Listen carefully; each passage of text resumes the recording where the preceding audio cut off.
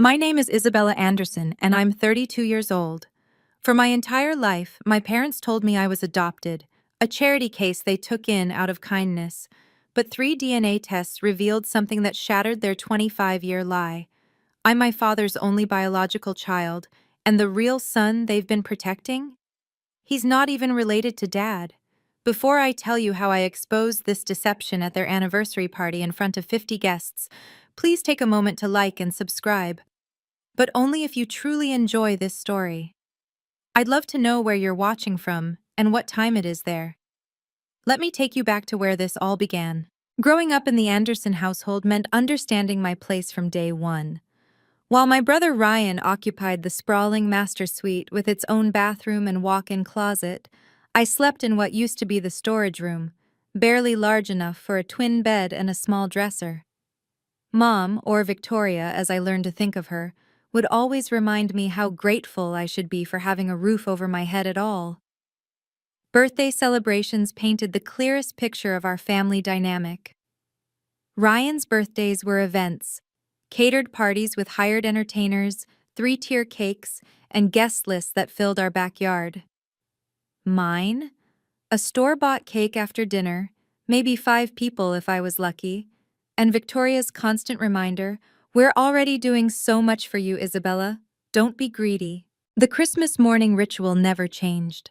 Ryan would tear through mountains of presents, the latest gaming systems, designer clothes, expensive watches as he got older.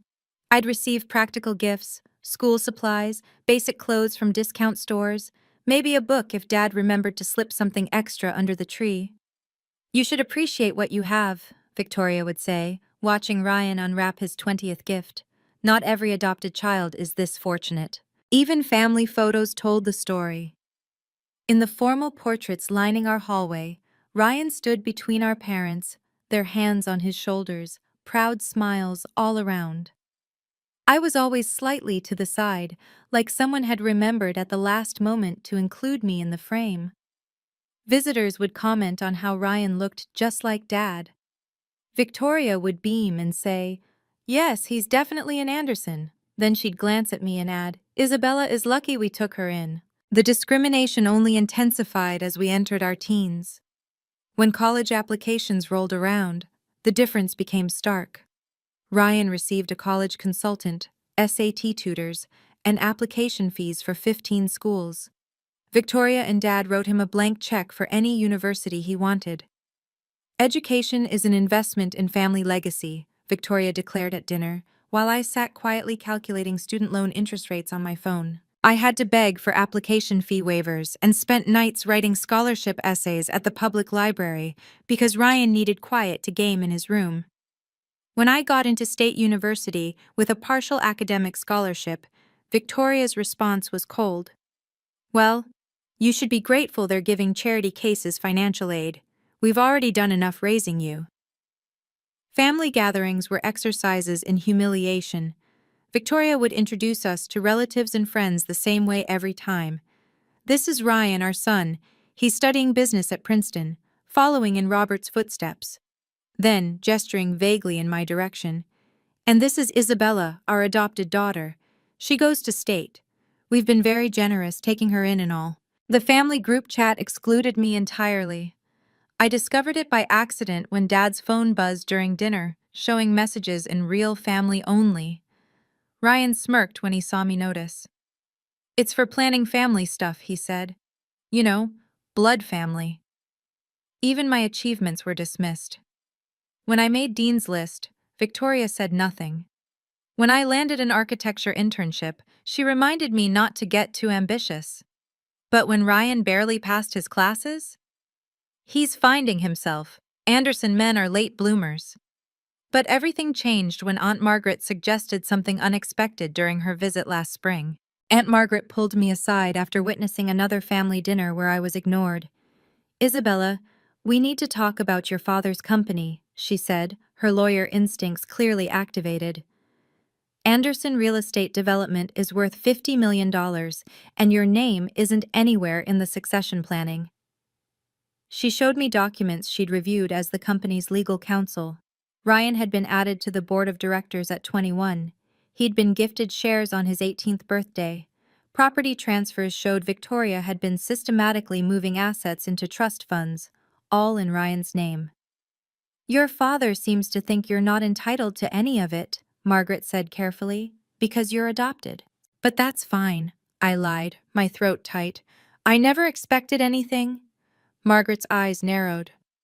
Isabella, even legally adopted children have inheritance rights. But here's what's strange. I can't find your adoption papers in any of the company's legal files. Victoria handles all the family documents and she's been very secretive about yours. The reality hit hard. Dad's company had developed half the commercial district downtown. The Anderson name opened doors everywhere in our city. Ryan was already networking at company events, being groomed as the heir apparent. He'd joke about it openly. Someone has to inherit the empire. Blood is everything in business. Meanwhile, I was working 2 jobs to pay for my textbooks, living in a studio apartment with 3 roommates. Victoria had made it clear after graduation. You're 22 now. Time to be independent. Ryan needs his space here while he learns the business. Margaret studied my face carefully. There's something not right here, Isabella. Legal documents don't just disappear. What if what they told you about being adopted isn't what you think? The isolation wasn't just financial, it was destroying every relationship in my life. Dad, who used to sneak me books and take me for ice cream, had grown distant over the years. Victoria's constant whispers had done their work.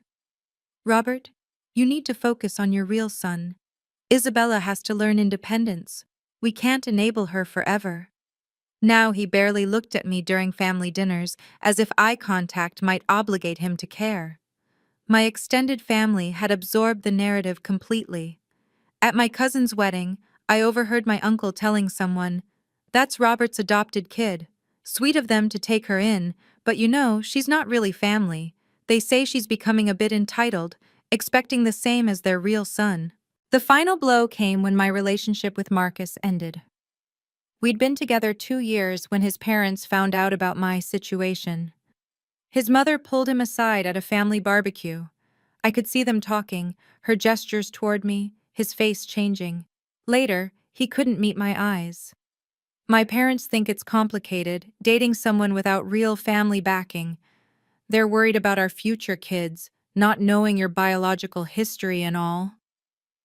But I'm still me, I said, tears burning my eyes. I know, but family is important to them, to me. Real family. Even my father seemed to believe I was temporary. I heard him on the phone with his financial advisor. Just the one heir, yes. Ryan. The girl? No, she's not mine. She's not. Margaret watched all of this with growing concern. Why does Victoria work so hard to convince everyone you don't belong? She asked one day. What is she so afraid of? 2 weeks before my parents' 30th anniversary party, Victoria cornered me in the kitchen. She placed a thick document on the counter, a legal waiver of inheritance rights. Sign this, she said, her manicured nail tapping the signature line. It's time we made things official. What is this? I asked, though I could read the title clearly. Voluntary relinquishment of all claims to Anderson estate and assets. You're 32, Isabella, still hanging around, hoping for what? You're not blood. You never were. This protects Ryan's rightful inheritance. Her voice was ice. Sign it or find somewhere else to live by Monday. Dad walked in, saw the papers and said nothing. His silence was deafening. Robert agrees, Victoria said smoothly. We've been more than generous. 25 years of food, shelter, education, such kindness to a stranger's child. But charity has limits. Ryan appeared in the doorway, smirking. Just sign it, Isabella. Stop being dramatic. You've gotten more than most foster kids dream of. My hands shook as I picked up the document. I need time to read this. You have until the anniversary party, Victoria said. We'll announce the future of Anderson Real Estate that night. Ryan will be named successor. You can sign publicly and show everyone you're grateful, or you can be excluded from our lives entirely. Your choice. That evening, Aunt Margaret called. Did Victoria threaten you? How did you know? She's been asking me about inheritance law. Isabella, listen carefully. Before you sign anything, get 3 independent DNA tests. Different labs. Rush them. Why would I? Trust me on this. 3 tests. And bring the results to the party. Promise me. The results would arrive just in time for their anniversary party. I had no idea they would change everything. The week before the party, tensions exploded. Victoria found me in Dad's study, looking at old photo albums. She slammed the book shut. Those aren't for you. They're family photos. Exactly. Family. She leaned close. You owe us everything. I owe you nothing. Every meal, every Christmas present, that college degree you're so proud of, all charity. Our charity. Ryan strutted in, waving rental agreements. Actually, I calculated what you owe us. 18 years of room and board, at market rates. About 300,000. Want to start paying? That's insane. Sign the papers, Victoria demanded. Make me. Her face flushed. You ungrateful. What are you scared of, Victoria? I kept my voice steady. Why does it matter so much that I sign? You little... She stopped herself, but I saw something flicker in her eyes. Fear? Just sign them. For everyone's sake. I had some tests done, I said quietly. The room went silent. Victoria's face drained of color. What tests? Ryan asked, confused. Medical tests. Interesting results. Victoria grabbed my arm. You had no right to test my own DNA? I pulled free. Why would that bother you? Dad walked in then, saw Victoria's grip marks on my arm. What's going on? Nothing, Victoria said quickly. Isabella was just leaving, weren't you? I looked at Dad directly. Ask your wife why she's so desperate for me to sign those papers. Ask her what she's hiding. Get out, Victoria hissed. See you at the party, I said calmly. All of you. As I left, I heard Victoria on the phone, voice panicked. We need to move everything faster. She knows something. The morning of the anniversary party, I sat in Margaret's office with 3 sealed envelopes. My hands trembled as I opened the first one. LabCorp. Probability of biological relationship between Isabella Anderson and Robert Anderson, 99.9%. Margaret read over my shoulder. Open the others. Quest Diagnostics, 99.9% match. GeneTech Solutions, 99.9% match. 3 labs, same result. This changes everything, Margaret said, her voice tight with controlled anger. You're Robert's biological daughter. You always were. But how? Why would they? We'll find out tonight. She pulled out her laptop. I've been investigating. Victoria was married before, did you know that? Sealed records, but I have connections. She showed me a marriage certificate. Victoria Smith married to James Mitchell, divorced 3 years before she married Dad. Notice the dates, Isabella, and look at this. A birth certificate appeared on screen. Ryan Mitchell, born 2 years before Victoria met my father. Ryan isn't Dad's son, I whispered. But you are. The only question is why Victoria convinced everyone otherwise. Margaret started preparing documents. I'll have everything ready. Dr. Jennifer Hayes from GeneTech will be on video standby to verify the results if needed. Should I warn Dad? No. Victoria's had 25 years to manipulate him. He needs to hear this publicly, where she can't twist it. That evening, I dressed carefully in my best outfit, a navy dress I'd bought secondhand but had tailored perfectly. I tucked the envelopes into my purse along with Margaret's documents. 50 guests were arriving at the Grandview Hotel's ballroom. Victoria had invited everyone important: business partners, society friends, extended family. She wanted witnesses to Ryan's coronation as heir. She was about to get witnesses to something very different. 3 hours before the party, Victoria made her final power play. She called a family meeting in the living room, Ryan and Dad already seated when I arrived. The inheritance papers lay on the coffee table like a threat. Tonight's announcement will set our family's future, Victoria began, diamond earrings catching the light. Ryan will be formally named as sole heir to Anderson Real Estate. Isabella, you'll sign these papers publicly, showing everyone you understand your place. My place? I remained standing. As someone we graciously raised despite no obligation, Ryan added. The media loves a grateful orphan story. Dad shifted uncomfortably but stayed silent. 25 years of conditioning showing. Victoria smiled coldly. I've already told the guests there will be two announcements: Ryan's promotion and your gratitude ceremony. What if I refuse? Then you'll be escorted out by security. I've already briefed them. She stood, smoothing her designer dress. You have no power here, Isabella. No legal standing, no blood claim, nothing. Just our charity, which ends tonight if you don't comply. Ryan laughed. God, just sign it. Stop pretending you matter. I looked at Dad. You're really okay with this? He wouldn't meet my eyes. Victoria knows best about family matters. Yes, Victoria said triumphantly. I do. I picked up the papers, pretending to study them. I'll make my decision at the party, publicly, like you want. Victoria's eyes narrowed. Don't try anything stupid. Wouldn't dream of it. I patted my purse, feeling the envelopes inside. I believe in truth, Victoria, don't you? Her face tightened. Be there at 8. Don't be late. In 3 hours, everyone would know the truth. The real question was, would they believe it?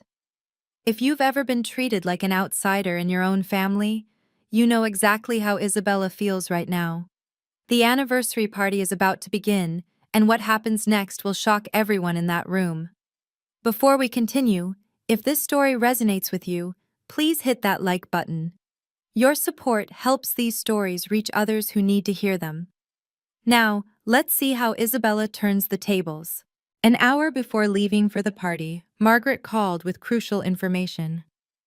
Isabella, I've been collecting evidence for years. Did you know I own 30% of your father's company? Your grandfather insisted on it before he died, said someone needed to watch over Robert. Victoria doesn't know? She thinks I'm just the company lawyer, but I've been documenting everything. She paused. I have recordings, Isabella. Your phone picked up audio when you left it in the kitchen last Christmas. Victoria admitted things to Ryan when they thought they were alone. My heart raced. What kind of things? Listen to this. Through the phone, I heard Victoria's voice, wine-slurred but clear. 25 more years of this charade, Ryan. Once Isabella signs those papers, we're safe. No one can ever prove you're not Robert's son. The real daughter will never know what she gave up. Ryan's response chilled me. And Dad really believes Isabella's adopted? Men believe what's convenient. I made sure of that from day one. Margaret's voice returned. I have 12 recordings like this. I also had Dr. Jennifer Hayes on standby. She's one of the country's top geneticists. She's willing to verify any DNA results via video call tonight. Why are you helping me? Because your mother would have wanted me to. She paused. Your real mother. Robert's first wife, Sarah. She died when you were 2. Victoria appeared 6 months later with Ryan, claiming to be a widow. She convinced your grief-stricken father that you needed a mother figure, that raising you alone while building his company would be impossible. So she married him for the money? She married him for the empire, and she's been stealing your birthright ever since. Tonight, we take it back. Margaret had one more revelation before the party. Check your father's study tonight, the old photo albums, look at your baby pictures versus Ryan's. I'd never been allowed to look closely before, but I remembered something odd. In my earliest photos, I was in the Anderson family home, in the nursery Dad had built himself. Ryan's baby photos showed a different house entirely, cheaper furniture, different wallpaper. There's more, Margaret continued. Ryan's birth certificate has discrepancies. The hospital listed? It was 3 states away. Why would Victoria give birth there unless she was hiding something? Or hiding from someone, I murmured, pieces clicking together. I tracked down Victoria's ex-husband, James Mitchell. He's been looking for his son for 25 years. Victoria disappeared when Ryan was 3, violated custody agreements, changed their names. My mind reeled. She kidnapped her own son? And inserted him into your family by convincing your father you needed a mother. The timeline's perfect. Your mom dies. Victoria appears with a sob story about being a widow with a young son. Your dad's vulnerable and grieving with a toddler to raise alone. Wait, if Ryan was born when mom was still alive, that means Victoria was never pregnant during her marriage to your father. Every story about Ryan being born after they married? Lies. She just moved the dates around, destroyed old documents, created new ones. But birth certificates, social security, she's been forging documents for decades, Isabella. Practice makes perfect. I thought about the party ahead. Ryan doesn't know, does he? About his real father? No. He's a victim too, in a way. But he chose to embrace the lie, to benefit from it. That's on him. 3 hours until showtime. Make them count. The Grandview Hotel's ballroom glittered with crystal chandeliers and white roses. 50 of the city's most influential people mingled with champagne, celebrating my parents' perfect marriage. I stood near the entrance, watching Victoria work the room in her crimson designer gown, playing the devoted wife and mother. Ladies and gentlemen, Victoria clinked her glass, commanding attention. Thank you for joining us on this special night. 30 years ago, I became Mrs. Robert Anderson, and our family began its beautiful journey. She gestured to Ryan, who stood beaming in his custom suit. Our son, Ryan Anderson, the pride of our lives, the future of Anderson Real Estate. The crowd applauded warmly. Then her gaze found me. We've also been blessed with the opportunity to show true Christian charity. As many of you know, we took in a child who needed a home. Isabella, where are you? Every eye turned to me.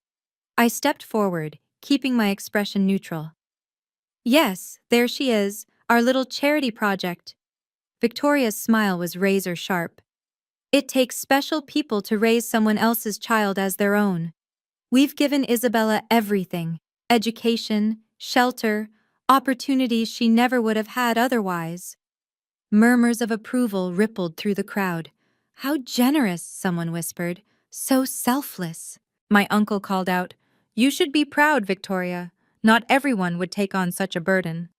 Oh, it hasn't been easy, Victoria continued, fake sympathy dripping from every word. But we believe in giving back, even when that giving isn't appreciated as it should be. Ryan raised his glass. To my parents, who showed me that real family isn't about charity cases, it's about blood. The crowd laughed and toasted. I remained still, hands steady on my purse. Victoria wasn't done with her performance. She motioned for Ryan to join her at the microphone. Before dinner, we have 2 important announcements. Ryan, would you like to share your news? Ryan strutted to the podium, confidence radiating. As of Monday, I'll be taking over as Executive Vice President of Anderson Real Estate. Dad's ready to start stepping back, and it's time for the next generation, the real Anderson generation, to lead. Applause thundered through the room. Dad stood awkwardly, managing a weak smile as business partners shook his hand, congratulating him on his smart succession planning. And now, Victoria's voice cut through the noise, Isabella has something she'd like to say. Don't you, dear? The room fell silent. 50 pairs of eyes watched me walk to the front, my heels clicking against marble. Victoria held out the inheritance waiver papers, her triumph barely concealed. Isabella has graciously agreed to formally acknowledge Ryan's rightful position as sole heir, Victoria announced. Haven't you? Someone in the crowd whispered, Finally, she's accepting reality. Ryan smirked. It's about time you showed some gratitude. Go ahead, Isabella. Thank our parents for their generosity all these years. Tell everyone how lucky you've been. Yes, Victoria added, pushing the papers toward me. Sign them now, in front of everyone, so there's no confusion about where you stand in this family. My cousin's wife said loudly enough for all to hear. At least she knows her place. I took the papers, scanning the room. Margaret stood near the back, giving me the slightest nod. Dad sat at the head table staring at his champagne. Before I sign anything, I said clearly into the microphone, I have something to share. Victoria's smile faltered for just a second. The ballroom held its breath as I stood at the podium, the inheritance papers in one hand. Victoria's fingers twitched toward the microphone, but I stepped back, maintaining control. I do have something to say about family and blood, I began, my voice carrying clearly through the speakers. About truth and lies, about who really belongs in the Anderson family. Isabella, Victoria warned, her composure cracking. Don't embarrass yourself. Embarrass myself? I reached into my purse slowly, deliberately. I think we're past that, Victoria. Ryan started toward the stage. Just sign the damn papers. Sit down, Ryan. My tone stopped him cold. Something in my voice, the absolute certainty, made him hesitate. The crowd stirred uneasily. This wasn't the grateful submission they'd expected. Phone cameras began appearing as guests sensed drama unfolding. Margaret moved closer to the stage, her phone ready. Dad finally looked up, confusion clouding his features. For 25 years, I continued, I've been told I was adopted. A charity case, not real family. I pulled out the first envelope. So I decided to find out the truth about my biological family. Victoria's face went white. You had no right to test my own DNA? I held up the envelope so everyone could see the LabCorp logo. Why would that frighten you, Victoria? If I'm really adopted, what difference would it make? This is inappropriate, Victoria hissed, reaching for the microphone. What's inappropriate, I said, stepping away from her grasp, is lying to a child for 25 years about who they really are.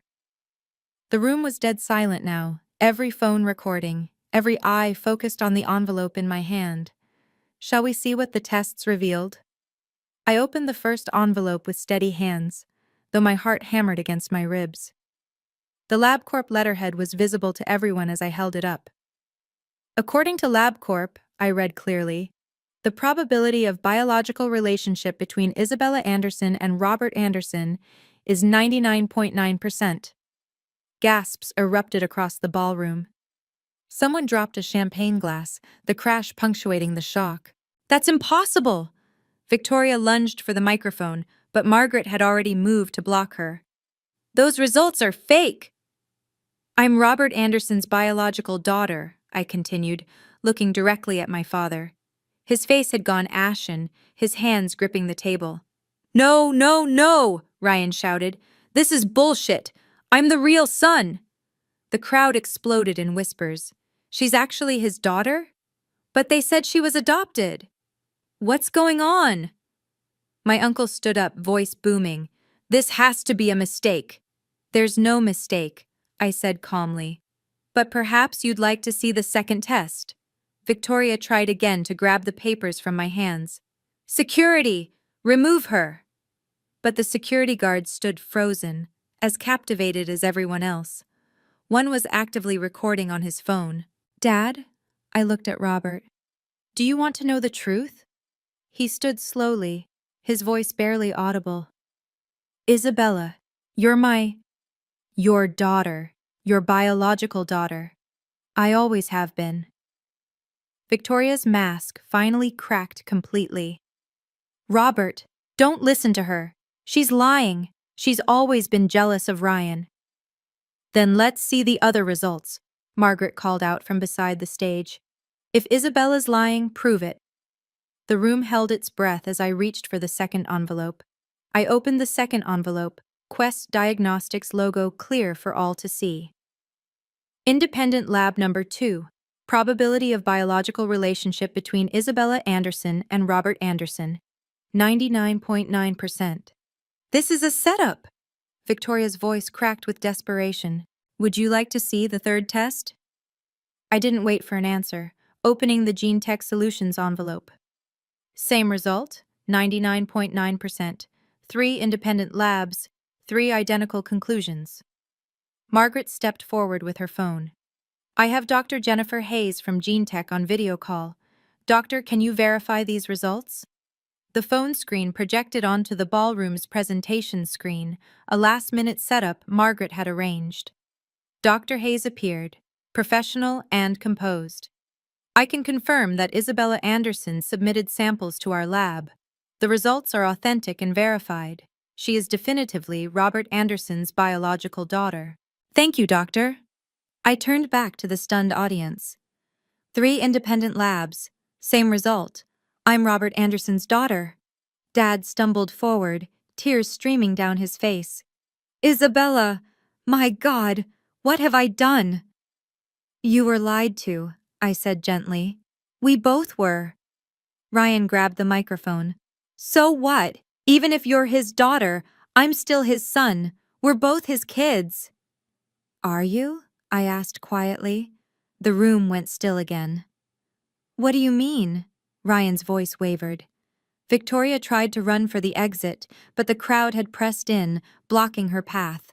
Everyone wanted to hear what came next. But wait, someone called out. What about Ryan? I looked at my father, then at Ryan, then finally at Victoria's terrified face. Should we test Ryan's DNA too? Or would you like to tell everyone the truth, Victoria? Her silence was deafening. Margaret stepped to the microphone with a folder. Since Victoria won't speak, I will. Ryan Mitchell, yes, Mitchell, not Anderson, was born 2 years before Victoria ever met Robert. That's a lie, Ryan shouted, but his voice cracked with uncertainty. Margaret displayed a birth certificate on the screen. Ryan Mitchell, born March 15, 1996. Mother, Victoria Mitchell. Father, James Mitchell. This is from the state of Ohio records. The crowd erupted. He's not Robert's son? She brought another man's child? This is insane. Your maiden name, I said to Victoria. Ryan carries your first husband's name, not Dad's. Robert collapsed into a chair. 25 years. Ryan isn't mine? Dad, that's not true, Ryan pleaded. Tell them it's not true. But Victoria stood frozen, her carefully constructed world crumbling. Margaret continued ruthlessly. Victoria was married to James Mitchell. She kidnapped Ryan when he was 3, violated custody agreements, and disappeared. She showed up in Robert's life 6 months after his first wife died, claiming to be a widow. My mother, I said quietly. My real mother, who died when I was 2. The pieces clicked audibly for the guests. She married him for the money. She stole the real daughter's inheritance. That poor child, raised as an outsider in her own home. Ryan stared at Victoria in horror. Mom? Tell them they're wrong. Victoria's voice came out as a whisper. I did it for you, Ryan. For us. The admission sent shockwaves through the room. Phones captured every second as society's most respected family imploded before their eyes. Ryan Mitchell, I said clearly. Your maiden name, Mom. Not Anderson, never Anderson. Margaret wasn't finished. She pulled out more documents, each one another nail in Victoria's coffin. These are the adoption papers Victoria claimed existed for Isabella. She held them up. Completely forged. The agency listed doesn't exist. The dates don't match. The signatures are fabricated. How long have you known? Dad asked Margaret, his voice broken. I suspected for years, but Isabella's DNA tests gave me the proof I needed to dig deeper. Margaret clicked her phone, and an audio recording filled the ballroom. Victoria's voice clear and damning. 25 more years of this charade, Ryan. Once Isabella signs those papers, we're safe. No one can ever prove you're not Robert's son. The real daughter will never know what she gave up. Ryan's recorded response.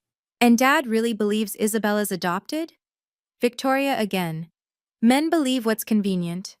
I made sure of that from day one. The recording ended. The silence was deafening. 25 years of lies, Victoria. Why? Dad's voice cracked with anguish. Victoria lifted her chin, a last attempt at defiance. Your first wife was dead. You had money, status, everything I wanted for my son. Why should he grow up poor when you needed a family anyway? So you stole my daughter's identity? Robert stood, rage finally breaking through his shock. You made me believe my own child wasn't mine. She looked too much like her mother, Victoria spat. You were vulnerable, grieving. It was easy to convince you she was adopted, that taking her in was the charitable thing to do. Someone in the crowd shouted, "Call the police!" Already done, Margaret announced. Fraud, identity theft, forgery, parental kidnapping, the list is extensive. Dad, there's more you need to know, I said quietly. The room is in complete chaos. Phones are recording, guests are gasping, and Victoria's face has gone white. But Isabella isn't done yet. If you're feeling the satisfaction of seeing truth finally come to light, please share this story with someone who needs to hear it. And comment below. What would you do in Isabella's position? Now, let's see how she handles the aftermath. Margaret took control with the authority of someone who'd been preparing for this moment. As the family lawyer and a 30% stakeholder in Anderson Real Estate, I'm filing emergency injunctions tonight.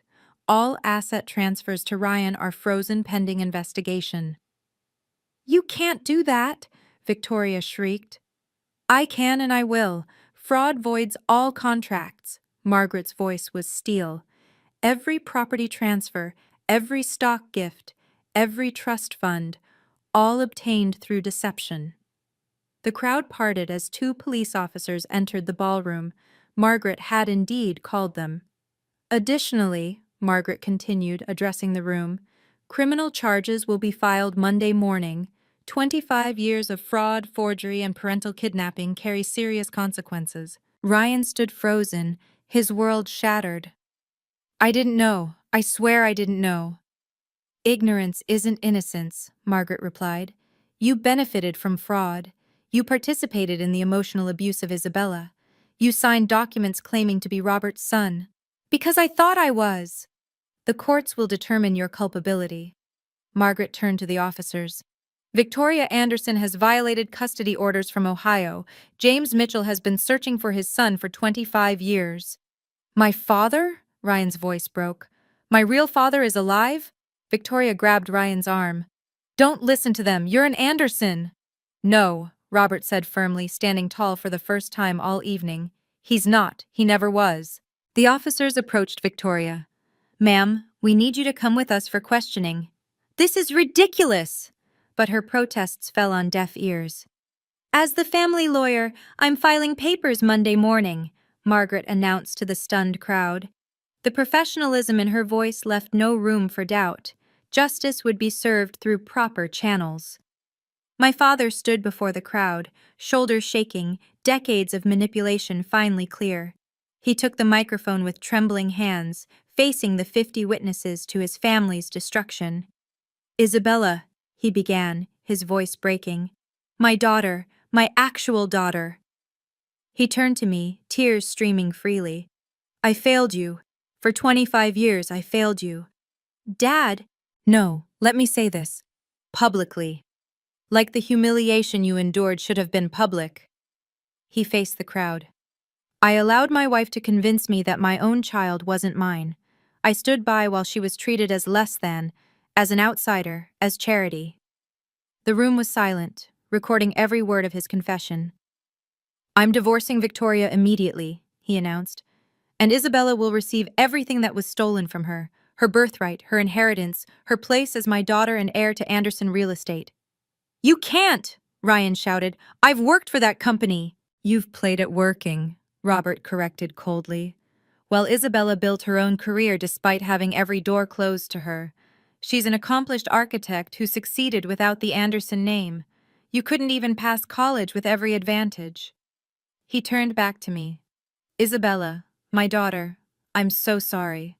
I know I can't undo 25 years of pain, but I can make things right going forward. This is happening too fast, someone murmured. 25 years was too slow, Robert responded. My daughter was robbed of her childhood, her identity, her family. The least I can do is acknowledge her publicly, immediately. He walked over and embraced me for the first time in years, like a father should, protective, proud, and genuinely loving. You're an Anderson. You always were. The police officers flanked Victoria as she was escorted toward the ballroom exit. The crowd parted like the Red Sea, phones still recording, no one offering comfort or support to the woman they'd admired minutes ago. "Ryan!" Victoria called desperately. "Don't let them do this!" But Ryan stood paralyzed, his entire identity shattered. "My name isn't even Anderson." "You have 1 hour to pack your things," Robert told them both, his voice firm. "Security will supervise. Take only what you brought into this marriage." "That's nothing," Victoria screeched. "I gave you 30 years. You gave me lies. You stole my daughter's life." Robert's composure was remarkable. 1 hour. The business partners who'd congratulated Ryan earlier now avoided eye contact. His Princeton connections, the society friends, the country club members, all stepping back, distancing themselves from the scandal. "This isn't over," Victoria shouted as the officers guided her out. "I'll fight this." "Please do," Margaret called after her. "I have 25 years of evidence waiting." Ryan looked at me, something breaking in his eyes. "You knew? At the house, when you said you had tests done?" "I knew I was Dad's daughter. I didn't know you weren't his son until tonight." I... He looked around the room, seeing disgust and pity in equal measure. "This is your fault. You ruined everything." "No," Dad said firmly. "Your mother ruined everything the day she decided to build a life on lies. You're just collateral damage." Ryan fled the ballroom, pushing through the crowd. No one followed. I stood at the podium, maintaining my dignity despite the chaos. But the real consequences were just beginning. Within 48 hours, the video had gone viral. Anderson family DNA bombshell, trending across social media. The footage of Victoria's admission shared millions of times. Every society blog, every business publication, every local news outlet ran the story. Victoria's employer, a prestigious law firm where she'd worked as a paralegal, released a statement. Given the serious nature of the fraud allegations, Victoria Mitchell's employment has been terminated effective immediately. Her professional reputation, built on the Anderson name, evaporated overnight. Ryan faced his own reckoning. Princeton's Alumni Association revoked his membership pending investigation into application fraud. Had he claimed to be Robert Anderson's son for admission preferences? His investment banking job disappeared when the firm discovered he'd been hired as Robert Anderson's heir. The country club canceled his membership. He leveraged a name that wasn't his, one former colleague told reporters. Every deal, every connection, every opportunity, all based on being an Anderson. The social fallout was swift and merciless. The same people who'd praised Victoria's generosity in raising an adopted child now shared stories of her cruelty. "I always thought something was off," claimed one society matron who'd laughed at Victoria's jokes about her charity case. My phone buzzed with messages from relatives who'd ignored me for years. "We're so sorry. We had no idea. Your family, you always were." I deleted them all. But the most satisfying vindication came from an unexpected source. 3 of Dad's employees came forward, admitting Victoria had tried to convince them I was unstable and shouldn't be allowed near the company. She was systematic, one revealed, always planting doubts about Isabella, making sure no one would question Ryan's inheritance. Within 48 hours, everyone in town knew the truth. Monday morning, Margaret filed the paperwork as promised. The charges were extensive: fraud, forgery, identity theft, intentional infliction of emotional distress, and violation of interstate custody orders. The district attorney, sensing a high-profile case, assigned their best prosecutor. "The scope of deception is staggering," the DA announced at a press conference. "Forged adoption documents, falsified birth records, 25 years of systematic fraud. We're seeking full prosecution." The asset recovery began immediately. $2 million in improperly transferred funds were frozen. Properties Victoria had put in Ryan's name were placed under legal hold. the trust funds, the investment accounts, the cars, all subjected to forensic accounting. Every penny stolen from Isabella Anderson will be returned, Margaret told reporters, with interest.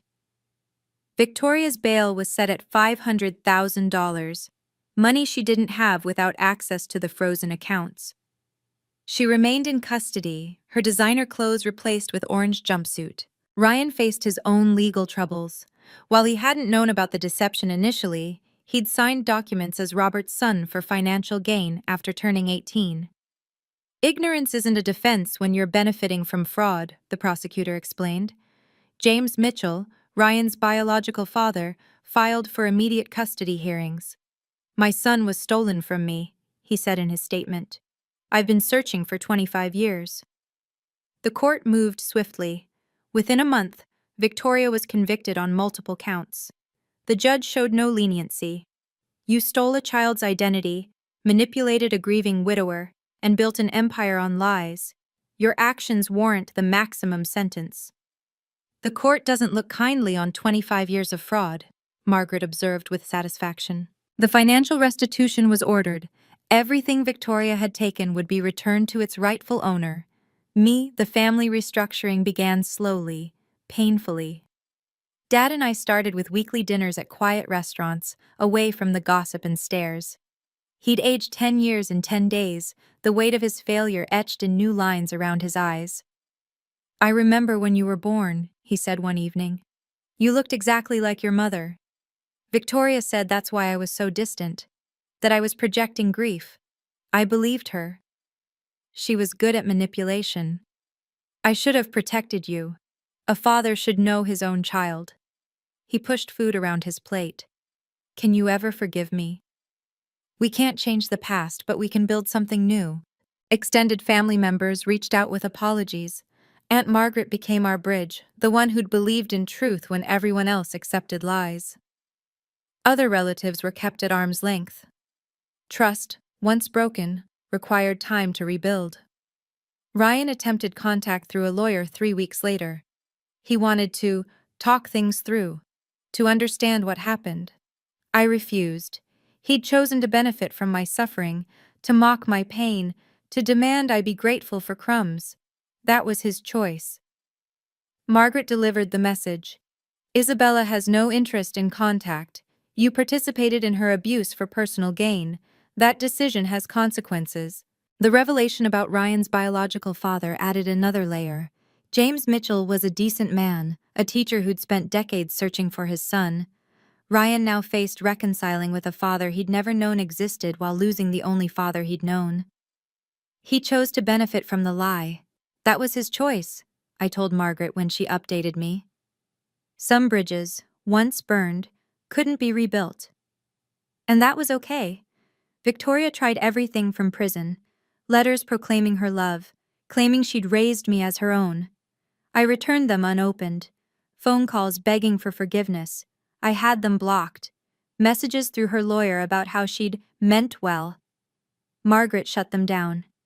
"Forgiveness doesn't mean access to my life," I told my therapist during one of our sessions. Dr. Martinez nodded. "You're setting healthy boundaries after decades of abuse. That's remarkable progress." The no-contact order was made permanent after Victoria's conviction. She was legally barred from approaching me, contacting me, or speaking about me publicly. When she violated it by giving a jailhouse interview claiming I'd destroyed the family, another year was added to her sentence. "She still doesn't accept responsibility," Dad observed. "Everything is someone else's fault. That's her pattern, and it's not my problem anymore." The therapy was crucial. 25 years of gaslighting doesn't disappear overnight. I had to relearn my own history, separate truth from decades of lies. Some days were harder than others, grieving the childhood I should have had, the relationship with my father we'd lost. "You survived extraordinary psychological abuse," Dr. Martinez reminded me. "You maintained your sense of self despite systematic attempts to erase it. That's not just resilience, it's remarkable." I learned to recognize Victoria's tactics in others, to spot manipulation before it took root. The hypervigilance would fade with time, but the knowledge remained. I deserved respect, truth, and genuine love. When Victoria's sister reached out asking me to consider reconciliation for family unity, I responded simply, Victoria chose deception over family. I choose truth and peace. This boundary is non-negotiable. Some doors once closed should stay that way. Rebuilding with Dad required careful navigation. We established rules from the start. Weekly dinners, yes, but no discussion of Victoria or Ryan unless necessary. No trying to fast forward through 25 years of damage. No pretending everything was suddenly perfect. We can't get back 25 years, but we can start fresh, I told him at our first official father-daughter dinner. He nodded, tears threatening. I want to earn the right to be your father again. We started family therapy together, unpacking the years of manipulation. Dr. Thompson helped Dad understand how Victoria had weaponized his grief, his trust, his love for his late wife. She isolated you from Isabella by suggesting resemblance to your first wife was traumatic, Dr. Thompson explained. Classic manipulation, using your pain against your own child. The sessions were difficult. Dad had to confront his passivity, his choice to believe convenient lies over fighting for truth. I had to process anger while allowing room for healing. I'm not asking for instant forgiveness, Dad said during one session. I'm asking for the chance to be the father you deserved. We built new traditions. Sunday coffee where we discussed architecture and real estate, professional interests we'd never known we shared. He started attending my project presentations, proud of the career I'd built without the Anderson name's advantages. You're brilliant, he said after one presentation. You succeeded despite everything I failed to give you. I succeeded despite everything Victoria stole, I corrected. You were a victim too. The relationship would never be what it could have been, but it was becoming something real, built on truth, not lies. Weekly dinners became twice weekly. Professional respect grew into genuine affection. We were both in therapy, both committed to healing. That was enough. 6 months later, I stood in my new office at Anderson Real Estate, not as the charity case, but as Chief Design Officer, a position created specifically for my expertise. The nameplate read Isabella Anderson, and for the first time in my life, I felt the weight of my true identity. The journey taught me invaluable lessons. Blood makes you related, but loyalty makes you family. Truth has a way of surfacing, no matter how deep the lies are buried. And sometimes, the family we choose, like Aunt Margaret who fought for me, matters more than the family we're born into. Standing up for truth isn't about revenge, it's about justice. I didn't destroy Victoria's life. She built it on a foundation of lies that inevitably collapsed. I simply refused to be buried in the rubble. The money recovered, the inheritance restored, these were just corrections to a ledger. The real victory was reclaiming my identity, my worth, my place in the world. No amount of gaslighting could erase who I truly was. For anyone trapped in a toxic family dynamic, being told you're ungrateful, unworthy, or unwanted, remember this: your truth matters. Document everything. Seek allies like I found in Margaret. And never let anyone convince you that standing up for yourself is wrong. Boundaries aren't walls. They're property lines that define where your self-respect begins. I lost 25 years to someone else's lies, but I refuse to lose one more day. Blood makes you related, but loyalty makes you family. I tell people who ask about my story. And I've built a family of chosen loyalty, truth, and mutual respect. The Anderson name is mine by birth, but I've earned it through survival. Thank you for witnessing my journey to truth.